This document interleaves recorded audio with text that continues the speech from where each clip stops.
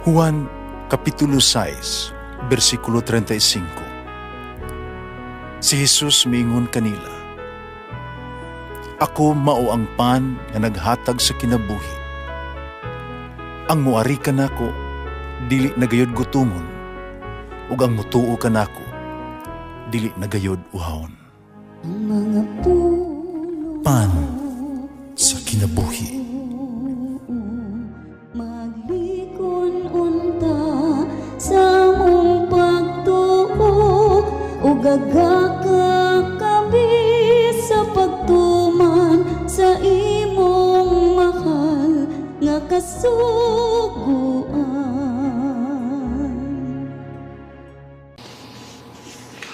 Ang Ginoo manaakan ninyo. Santos Ebanghelyo sumala ni San Marcos. Usa kay kayo ni ana, si Jesus nanudlo dito sa daplin sa lanaw sa Galilea. Hilabihan kadaghan sa mga tao nga nag-alirong kaniya.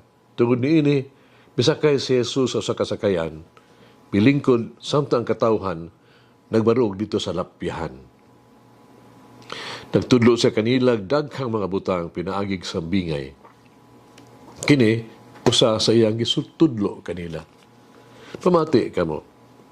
May usa ka tawo nga miadto sa uma aron magpugas. Samtang nagsabod siya, may mga binhi nga nahulog sa daplin sa agianan. Umiabot ang mga langgam, ipanuka kini. Ang ubang binhi nahulog sa yuta nga batuon. Tungod kay mabawra man ang yuta niini, dili na siyang miturok. Apan sa dihang nainitan na kini pag-ayo sa adlaw, nalaos kini. Okay, wala amay magagamot pag-ayo, nalaya. Ang ubang binhi, nahulog sa dapit nga may mga sampinit. Ni mitubo ang mga sampinit, milumos sa mga tanom. Tungod niini, wala sila makapanghuhay. May mga binhi nga nahulog sa maayong yuta. Umiturok, mitubo, ug nanguhay. Mananguhay og katluan, ang uban tagkong uman, ang uban taggatos. Unya mingon si Jesus, kung doon kamo'y dulunggan, pamati kamo. Sa isara na si Jesus, pipila ni adto nakabati sa iyang panudlo, miduol kaniya uban sa napulog duha ka mga tinunan. Bihangyo kaniya paghatag o katanaawan ni adto mga sambingay. Si Jesus mitubag, gipadayag na sa Dios kaninyo ang mga tinago sa iyang gingharian. Panalang sa uban, kamatuoran, gipadayag pinaagig mga sambingay. Harubas silan, bisan pa sila matanaw nga dili makakita, bisan mamati sila dili sila makadabot, kay tingali unyag mamalik sila sa Dios ug pasiluon niya sila. Hinungutan na si Jesus kanila, wala ba kamo makasabot sa sambingay? Nang saan man ninyo pagkasabot sa ubang sambingay?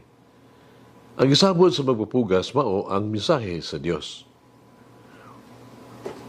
Usahay ang mensahe mahulog sa agianan, kining mga tawhana nakadungog niini, apan pagkadungog nila niini, maabot si Satanas, musakmit sa mensahe nagipugas diha kanila. Ang ubang tao sama sa mga binhi nga nahulog sa yutang batuon. Pagkadungog nila sa mensahe, mudawat dayon sila niini sa dakong kahinangop. Apan dili kini makagamot diha kanila. Busa dili sila magpadayon.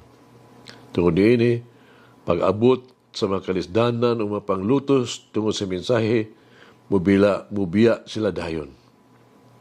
Ang ubang usab mga tao sama sa binhi nga gipugas sa dapit nga sa mga sampinit.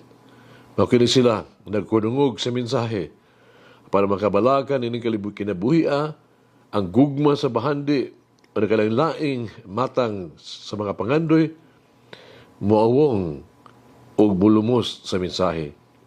Busa, dili sila makapamunga. Apan ang ubang mga tao sama sa mga binhi nga gipugas sa maayong yuta.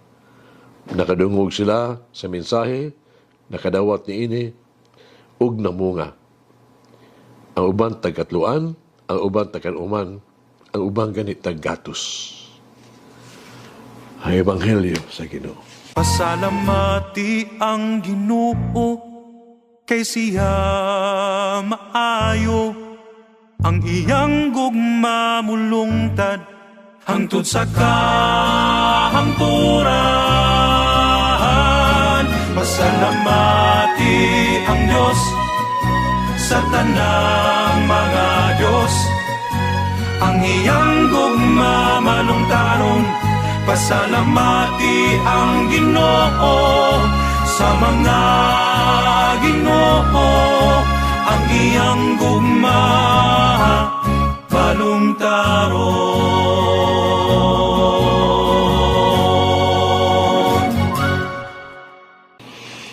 Unsa matanga sa yuta kita, ikaw ako. Ato ko malandungan ang magbubugas, ang liso o ang yuta. Una, ang magpupugas.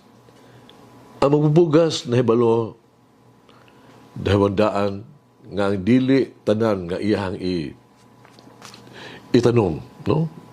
Muturok. Mutubo o mulungtad og dugay.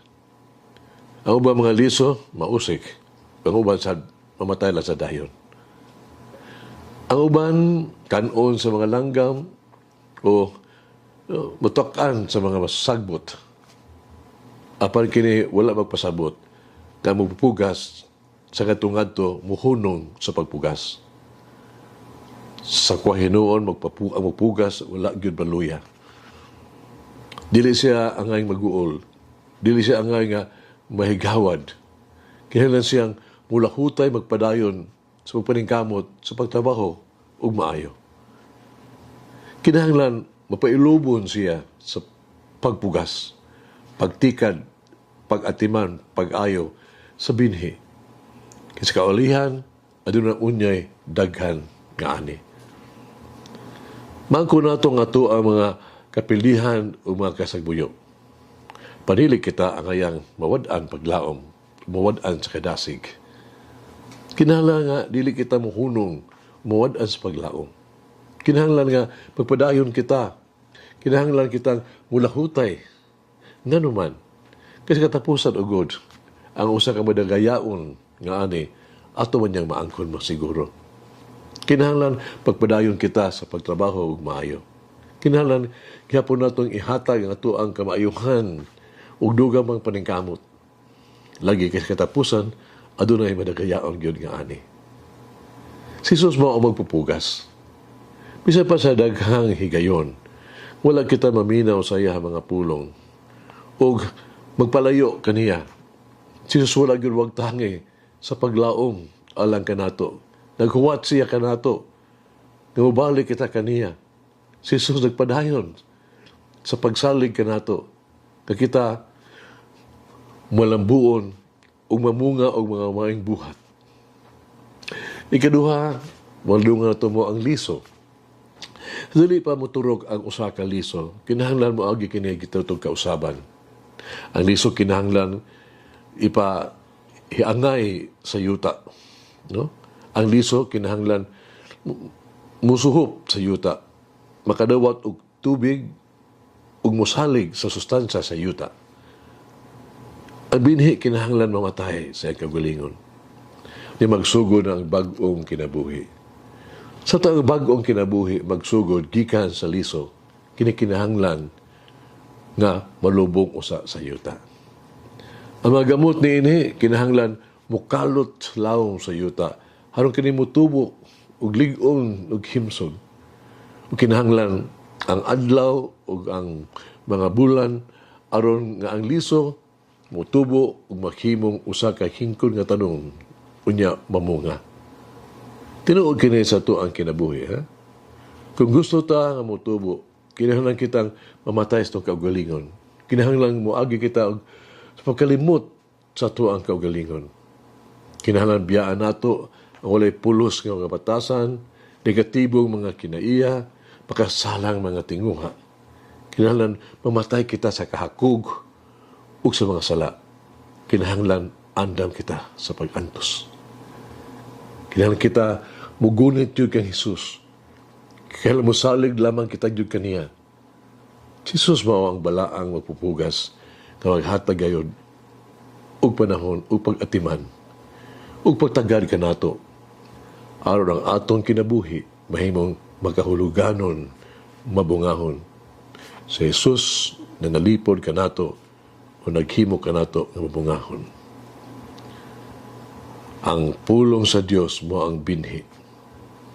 Di lamang nato madungog ang pulong sa Dios, kinahanglan nato yung may baluan kini pinaagi sa atong kasing-kasing.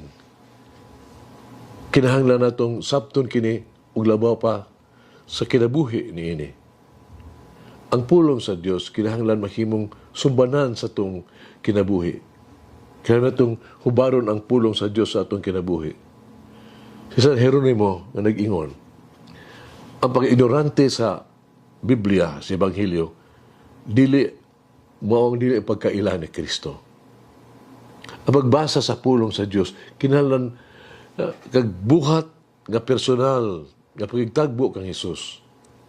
Ang pagsunod sa pulong sa Dios, ang paghimo kang Hesus nga buhi sa ato ang kinabuhi. Ikatulo, ang yuta. Ang binhi nahulog sa yuta. Kita ang yuta. Adunay tulo ka mahatang sa yuta. Ang usa niini ang dalan, gibalibaran lang nato sa Jesus. Dili nato dawaton ang iyang mga pulong o ang iyang mga pamaagi. Katong mga tao, sa dalan mao katong dili gustong mudawat sa kausaban sa kinabuhi. Nagunaw na sila, nga mahimo silang mulungtad, alala sa nagkaugalingon. Usa sila kaya nagkunahuna sa mga taong naghimo silang murag palasunon ang mga pag-alagad kang Hesus. Babag sa ilang mga kalihukan. Ang duha, yuta nga batuon. No? Mituo kita kang Hesus. Apang wala nato tumana ang iyang mga pulong. Sa sinugdan, misugod kita kaniya. Apang wala kita magkabiling, matinud-anon kaniya hangtod sa katapusan. Mato kita kang Hesus sa panahon, sa maayong mga panahon, magbasol kaniya sa panahon nga dili maayo. Kato mga tao sa batuon nga yuta, o katong adunay mga sugyot ba, apan dili mo lihok, mo-propose sila pero dili mo-perform. Tulo ang taliwala sa mga tunok. Bini nga naas tunok. Kita na kaila kang Jesus, panili nato gusto nga itugyan ang atong kaugalingon nga ito kaniya. Kita mituo kaniya, panili nato gusto nga ihatag kaniya ang atong panahon, talento ug bahandi. Gidawat ato siya, pero dili kita willing mo give up, mo sakripisyo para kaniya. Kini ang mga kinabuhi nga nagpuno sa dagha mga interes, kalibutanon ug mga pag-atiman kaangawa. Pusa dili nato mahimo nga si Jesus ang unang prioridad sa ato ang kinabuhi. Kato mga tao taliwala sa mga tunok. Mo katong kanunay adunay dili maayong ikasulti. Kanunay nga magpagsaway, kanunay nga kontrabida. Ang kanunay lang makita mao lamang ang negatibo. Unsa ang dili maayo ug unsa ang wahinungdan. Ang ilang ipangita kanunay mao ang sayon, ang komportable ug ang magantihon rewarding. Doon siya gilanon nahitabo sa kinabuhi ni St. Francis of Assisi. Kato may milagro sa gitawtog sa ubas sa parasan. Bisan asa mo ato si St. Francis, ang mga tao magsunod yung kaniya kanunay.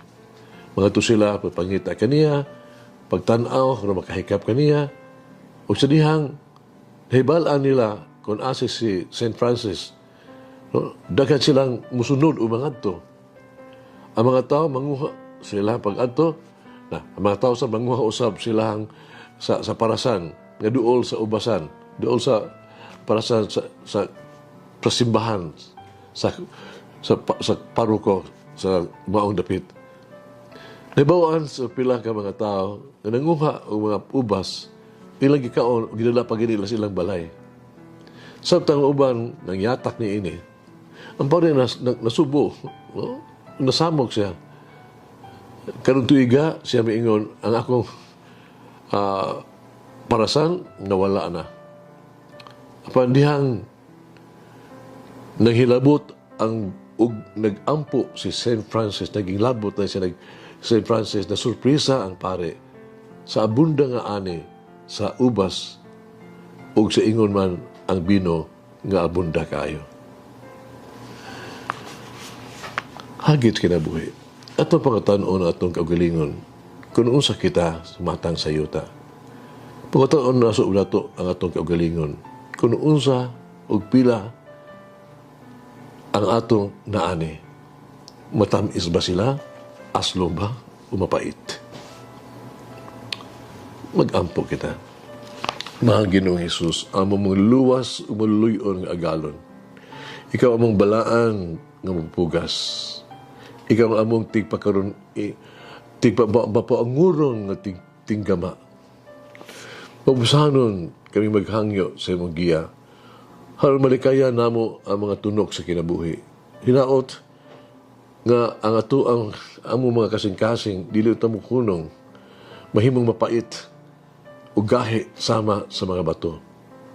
Hinaot ang among mga kamot dili unta mapatughang, no, sa sagbot, mapadas sa sagbot. Hinaot nga dili unta mamala ug uga ang among kinabuhi. Uban sa imong grasya, uminahal nga Ginoo among luwas. Himuang nga matamis amo ang mga bulong. Mabungahon unta nga mo ang mga buhat. Hinaot ang among kinabuhi takos sa pag-ali sa kinabuhing dayon. Amen. Mama Mary, prepare my heart to welcome the word of your Son. Mulangin ang Diyos magagangom sa tanan, Amahan, Anak, Espiritu Santo. Amen. May the Lord of the divine mercy bless us all, heal us from all diseases and suffering. Ayun unta niya kita, tanang mga sakit na sa lawas o sa kalag, body and soul. In the name of the Father, the Son, and of the Holy Spirit. Jesus, I trust in you. Amen. Whoever eats the bread of life will never hunger, says the Lord. Kay galaan inyong nabati ang pagpaambit ug hamubong pamalandong sa pulong sa Dios pinaagi sa tulumanon pan sa kinabuhi nga gidumala ni Monsignor Daddy Silva. Hangtod na usab sa sunod higayon, daghang salamat. The bread of life.